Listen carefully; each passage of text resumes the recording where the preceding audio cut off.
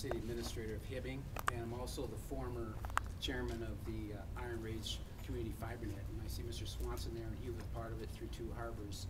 So thank you for this opportunity. And in deference to the chair, I'll be pithy. And I have a written statement to read, and then I just had a couple of comments I'd like to make after that. I made a copy of this available to the chair. He can make copies for everyone. Immediately upon starting my position with the City of Hibbing in September 2004, I began working on this project with Iron Range Resources. My contact was Dick Norville, who represented the Do It Council. We made a trip to Salt Lake City, Utah to look at the Utopia system. After 2 years of preliminary work, the Iron Range Community FiberNet was formed in November of 2006. After 2 years of looking at proposals from Dynamic City, Hiawatha Broadband, and ValleyNet, the organization was disbanded in August of 2008. The City Council of Hibbing had elected to withdraw from the organization and not pay the $15,000 required to commission further study on the project. Subsequently, the other cities withdrew because of that decision. The action taken was Resolution 8-8-2, which was adopted on August 18, 2008. At one point, there were 13 communities represented in the Iron Range Community FiberNet. They were Babbitt, Wawabic, Chisholm, Coleraine, Ely, Gilbert, Hibbing, White Lakes, Keewatin, Mountain Iron, Nashwauk, Tower, and Two Harbors. The Boys Fort Band was another participant. 4 of these members dropped out, but the organization continued. What had been envisioned for this area was a wholesale system similar to Utopia in Utah. The Iron Range Community FiberNet organization would provide the airport, which would be available to local providers. Our goal was to provide ubiquitous service to all customers in our respective jurisdictions. We are convinced that the future of commerce lies with our ability to compete globally. Ultra high-speed broadband is a critical component in that strategy. The reasons that I supported this project are still the same as listed in a memo to the City Council dated July 16 of 2008.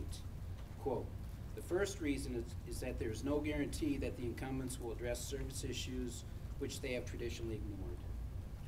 If you decide not to go with the FiberNet solution, at a minimum, you should get commitments from Qwest and Mediacom to improve service delivery to Hibbing, and in particular to the rural areas. During this discussion, Qwest has not offered any solutions to the problem. All of their energy has been directed to criticism. There are no financial incentives for them to pursue the business, and this is blatantly unfair to these residents. Mr. Johnson of 3773 South Pintar Road has provided a list of 36 customers to Qwest. He has been talking to them for at least a year and has only generated 1 phone call from Mr. Schreiner. Technicians visited his residence in April 2008. Mintech Electronics has been having problems with their service and may be considering moving to another community unless the system is improved and enhanced. The second reason that I support this project is the boost that it can give to the local economy. To encourage commercial and industrial development, we need to offer high-speed connectivity. It also needs to be offered at a reasonable cost. Residential customers also demand high-speed connectivity. This system would be a positive factor in encouraging people to locate in Hibbing. If the system is ubiquitous as presented, rural customers could be particularly benefited. More and more businesses are allowing their employees to work from home, and this level of connectivity would allow them to do so. Fiber would also help us in retaining the present businesses like Mintech Electronics, which was mentioned in the previous paragraph.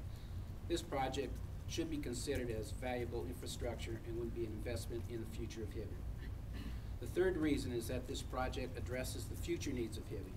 For this project to be successful, we need a paradigm shift in Hibbing.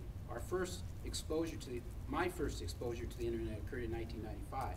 Prior to that year, I had no clue about the impact that it would have on me personally, nor to my business. Technological advances in communications have occurred in the last 13 years. High-definition television will need significant bandwidth to satisfy their customers. As baby boomers retire in the next several years, there will be an increase in the demand for broadband services with triple play options of voice, video, and data. This platform will allow Hibbing residents and businesses the best set of options for the future. It would be on cutting edge of technology will put us in the best competitive position to attract businesses to locate in Hibbing. Remember, Quest and Mediacom will be allowed to ride the system and continue to serve their customers. Quest may decide to boycott the system, but that will be their decision. One might argue that the take rates will never be achievable. I believe that as public awareness is improved, these numbers will increase dramatically. People will begin utilizing services as they become aware of their availability in the marketplace. Even people who do not upgrade their service will benefit, as FiberNet's anticipated prices are lower and more broadly available than existing services. Hibbing's reputation for being a technology town would attract new users as well as new residents to the community. This debate is not about the present, but rather about the future. We cannot afford to be left behind.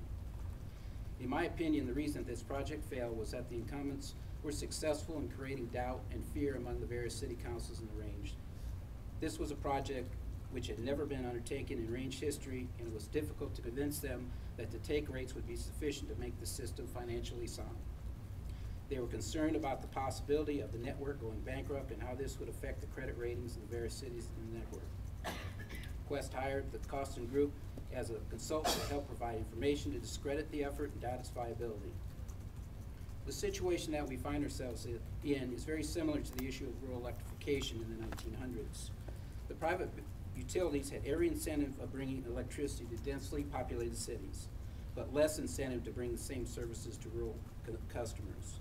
We have the same problem now with broadband services because we do not have a large customer base which would make these services profitable to companies like Quest.